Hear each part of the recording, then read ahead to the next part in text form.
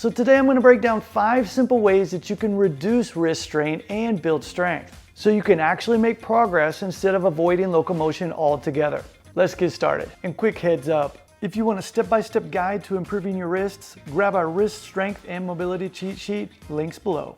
Now before we even talk about fixes, let's get one thing straight. It's way easier to avoid hurting your wrists than it is to recover from a wrist injury.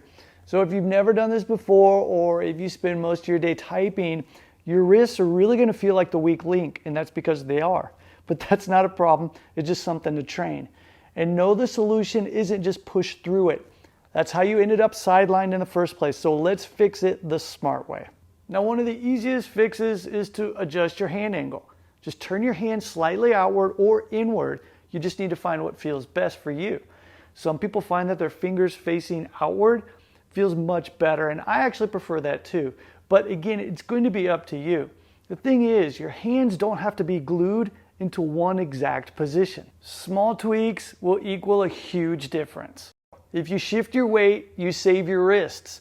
And the more that your shoulders are stacked over your wrists, the more weight you're dumping onto them. So if that's too much for you right now, then just shift your weight back a little bit. Think of it like this. A full plank is harder than a knee plank because more weight is over your hands. And the same idea applies here. If your wrists feel jammed up, you're probably leaning too far forward. So shift your weight back slightly, and then suddenly you'll have way less strain. Less weight forward, easier on your wrists. Now use your whole body, not just your wrists. So instead of putting your weight in your hands, you can engage your legs more, or keep your hips active, or push through your feet, not just your hands. Locomotion isn't just about arm endurance, it's a full body thing, and your hands are there for balance, not to take 100% of your body weight. Stronger wrists will mean better training, and your wrists will get stronger. That's how training works, but only if you train them gradually and in a smart way. So build up gradually. Start with shorter sets and lighter pressure, and take breaks. If they're sore, shake them out, stretch, and keep up with your wrist mobility work.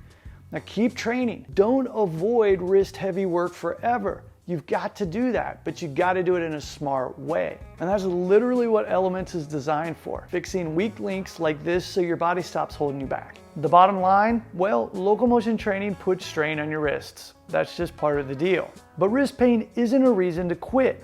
It's a reason to train smarter. Follow these 5 steps, keep adjusting, and your wrist will catch up.